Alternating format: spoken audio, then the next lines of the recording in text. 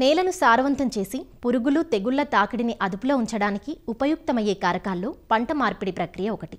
రైతులు ఒకే పంటను ఏళ్ల తరబడి సాగు చేయడం వల్ల భూమిలో సహజ పోషకాల లభ్యత తగ్గడంతో పాటు భూమి నిస్సారమవుతుంది. పురుగులు నిరోధక శక్తిని పెంచుకొని మందులకు లొంగకుండా పోతాయి. తెగుళ్లను కలగజేసే శిలీంద్ర బీజాలు నేలలో ఉండిపోయి మళ్లీ పంట నష్టం కలిగిస్తాయి. చెరుకులో ఎర్రకుళ్ళు, తమలపాకులో వేరుకుళ్ళు, వరి, కంది, వంగ, మిర్చి పంటల్లో ఎండు తెగులు వంటివి మహా మొండిగా మారి ఏళ్ల తరబడి పంటలపై దాడి చేస్తాయి. అందువల్ల పంట మార్పిడి చేయడం అత్యంత ఆవశ్యకం. పంట మార్పిడి వల్ల నేల జవసత్వాలు పెంపొందడం, చీడపీడలు తగ్గడమే కాకుండా సాగు లాభసాటిగా మారుతుంది. మరి పంట మార్పిడి చేసే రైతులు ఎలాంటి పంటలతో మార్పిడి చేయాలి, పంట మార్పిడి వల్ల కలిగే ప్రయోజనాలేమిటి అన్న వివరాలను తెలియజేస్తున్నారు ఆచార్య ఎన్జీ రంగా వ్యవసాయ విశ్వవిద్యాలయం, విజయనగరం జిల్లా ఏరువాక కేంద్రం సీనియర్ శాస్త్రవేత్త కె లక్ష్మణ్. రైతాంగం ఏదైతే ఒక పంటకి అలవాటు పడతారో అదే పంటని సంవత్సరాల తరబడి చాలా వరకు పండించడం అనేది చేస్తూ ఉంటారు. అయితే ఈ యొక్క ఒకే పంటను ఒకే పొలంలో వరుసగా పండించడం వల్ల ఏంటంటే చీడపీడల ఉధృతి చాలా అధికంగా కావటానికి అనుకూల పరిస్థితులు ఏర్పడతాయి. అంతేకాకుండా ఏంటంటే నేలను సారవంతంతో కూడా దెబ్బతినేటువంటి అవకాశం ఉంటుంది. ఎందుకంటే ఒకే పంటకి ఒకే రకమైనటువంటి పోషకాలు అవసరం. ఏ పోషకాలు అయితే ఆ పంటకు అవసరం ఆ పోషకాలను పూర్తిగా నేల నుంచి తీసుకోవడం వలన ఆయా పోషకాలు పంటకు అందుబాటులో లేకుండా తదుపరి కాలాల్లో పండించినప్పుడు పంట దిగుబడులు గణనీయంగా తగ్గిపోయేటటువంటి అవకాశం ఉంటుంది. పురుగుల తెగుళ్ళు కానీ తాకిడిని అదుపులో ఉంచడానికి కూడా వీలు పడే విధంగా ఈ యొక్క పంటల మార్పిడి అనేది తప్పనిసరిగా రైతులు చేపట్టాలి. అయితే దీని మీద పూర్తి అవగాహన లేకపోవడం వలన రైతులు ఏంటంటే అదే పంటను సంవత్సరాల తరబడి పండించడం అనేది చేస్తున్నారు. అయితే ఈ యొక్క పంటల మార్పిడి ఎందుకు చేయాలి అనేది ఒకసారి మనం చూసుకున్నట్లయితే, అదే పంటని ప్రతిసారి వేసుకోవడం వల్ల నేలలో భూసారం తగ్గిపోయి నిస్సారం అయిపోయేటటువంటి పరిస్థితి వస్తుంది.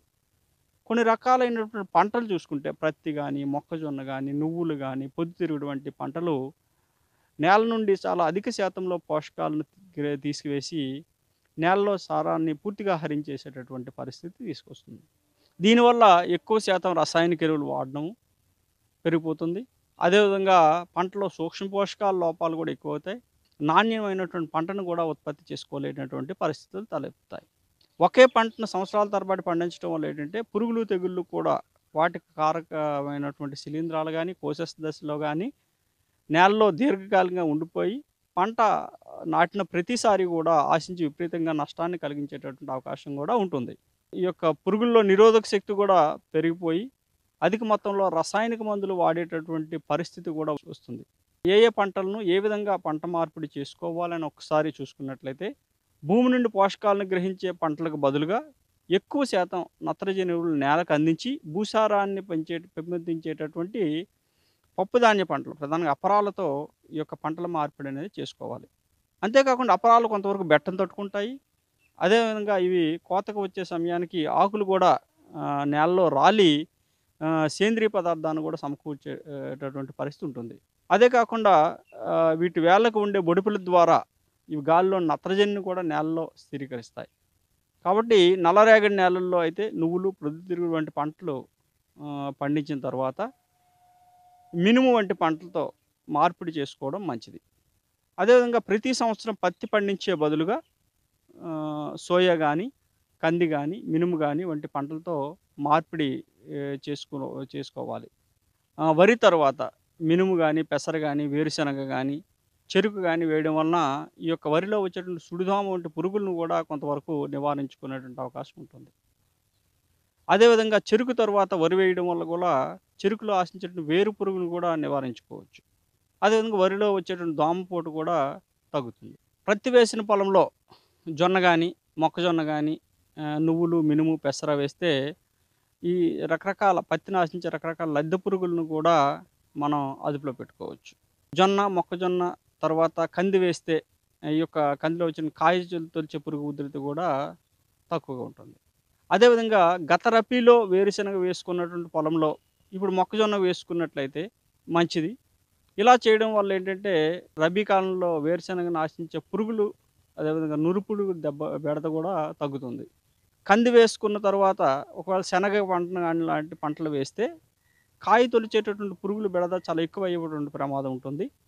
కాబట్టి కంది వంటి పంటలు వేసిన తర్వాత జొన్న గాని, నువ్వులు గాని, మినుము గాని వంటి పంటల్ని వేసుకున్నట్లయితే మంచిది.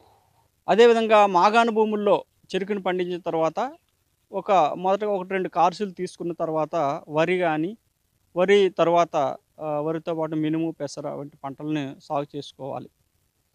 ఈ విధంగా సాగు చేసుకున్న తర్వాత మళ్ళీ చెరుకుని సాగు చేసుకోవచ్చు. అదేవిధంగా కూరగాయల్లో టమాటో వేసుకున్న తర్వాత బంతి గాని, ఆవాలు గాని, ధాన్యం పంటలు గాని వేసుకుంటే ఈ యొక్క నురుపురుగుల యొక్క ఉధృతి కూడా చాలా వరకు తగ్గుతుంది. అదేవిధంగా మన గిరిజన ప్రాంతాల్లో చాలా వరకు పసుపు పండించడం జరుగుతుంది. ఒకసారి పసుపు వేసిన భూముల్లో మళ్ళీ 2 పంటలు వరకు కూడా పసుపు అదే భూమిలో సాగు చేయడం అంత మంచిది కాదు. వీలైనంత వరకు పంటల మార్పిడి అనేది చేసుకోవాలి. ఆ విధంగా కంటిన్యూయస్‌గా చేసినట్లయితే దిగుబడులు తగ్గేటటువంటి ప్రమాదం ఉంది. చీడపీడల ఉధృతి కూడా ఎక్కువగా ఉంటుంది. పసుపు తర్వాత వరి గాని, జొన్న గాని వంటి పంటలను వేస్తే ఈ యొక్క చీడపీడలు, అదేవిధంగా నులిపురుగుల యొక్క ఉధృతి కూడా తగ్గుతుంది. అయితే ఇటువంటి పంటలతో మార్పిడి చేయకూడదని వాళ్ళు చూసినట్లయితే, పంట మార్పిడి చేసినప్పుడు అనుకూల పంటను మాత్రమే ఎంచుకోవాలి. లేదంటే పంట నష్టపోయేటటువంటి ప్రమాదం ఉంటుంది. బెండ తర్వాత పత్తి పంటను సాగు చేయకూడదు. ఈ 2 పంటలు ఒకే రకమైన పురుగులను ఆశించడమే దీనికి ప్రధానమైనటువంటి కారణం. అంతేకాకుండా పసుపు తర్వాత మిరప, టమాటా, పత్తి, ఆవాలు గాని, బెండ గాని ఇటువంటి పంటల్ని సాగు చేయకూడదు. ఎందుకంటే వీటిలో కూడా ఆశించేటువంటి పురుగులు, తెగులు ఒకే విధంగా ఉండటం వలన. ఈ విధంగా మనం పంటలు మార్పిడి చేసినట్లయితే పంటల్లో పురుగుల, తెగులు ఉధృతి తగ్గించుకొని అధిక దిగుబడి సాధించడమే కాకుండా నేలను కూడా సారవంతం చేయడానికి కూడా ఉపయోగపడుతుంది.